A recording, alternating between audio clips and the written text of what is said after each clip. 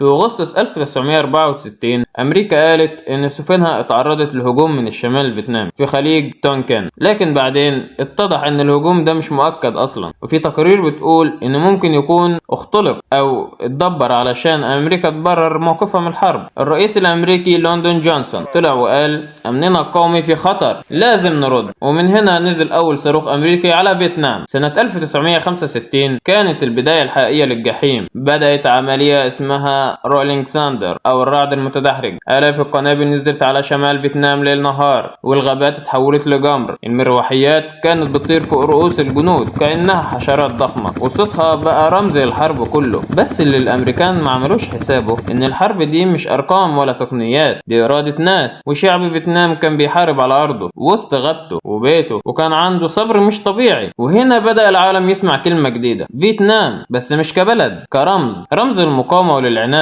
ولحرب مفيش حد فيها كسب، بس الكل خسر حاجات كتير. وفي الجزء الجاي هنشوف ازاي أمريكا نزلت بثقة إنها تكسب الحرب في أسابيع، لكن خرجت بعد سنين وهي مش فاهمة حتى إيه اللي حصل. سلام.